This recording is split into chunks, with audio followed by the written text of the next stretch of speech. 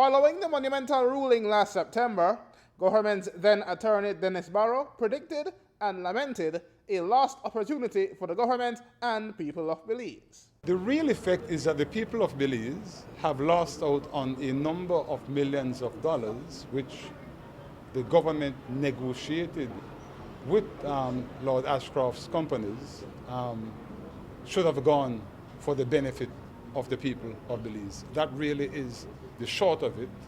The other more immediate consideration is the crunch it puts the country in as regards the availability of foreign exchange. But according to senior counsel Eamon Courtney, it was no less than his clients deserved. Generally speaking, it is all the costs that have been incurred by the trust and Dunkeld in fighting all these cases. We've heard agreed that that amount is an amount. Remember, this is property that was taken away.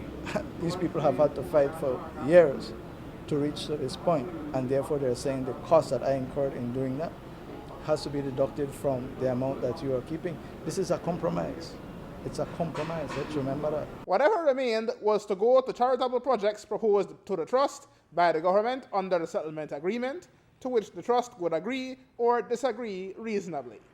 But as noted by Prime Minister Dean Barrow in March, they could not even seem to agree on who would get what. What is happening now is that clearly, because, in my view, he has been checkmated at least temporarily in terms of collecting on the arbitration awards, he's inflating deliberately those costs with respect to the Dunkeld expenses to try to get back at the government.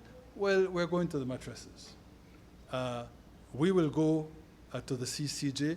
I don't think that the language in the agreement entitles him to say the liabilities are exactly what I claim them to be. No, man.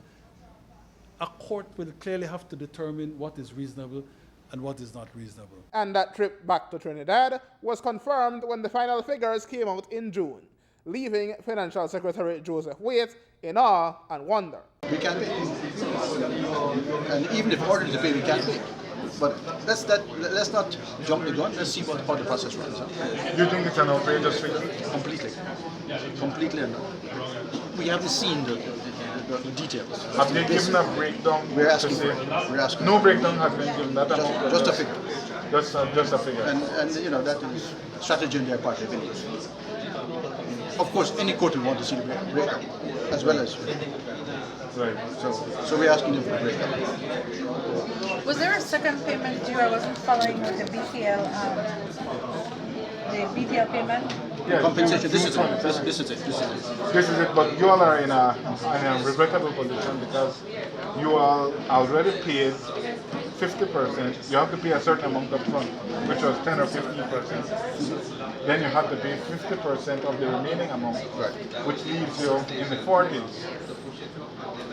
Yeah, the court. But you have to now get 60% out of the 40%. If anybody can do that, they're a magician, huh? Yeah, but I'm saying that you are already on the court. The C.C.J. did not see that way. We have to respect the ruling. It's the highest court in our line of duty. We argued strongly against it. They may get a chance to try again. Aaron Humes reporting for News 5.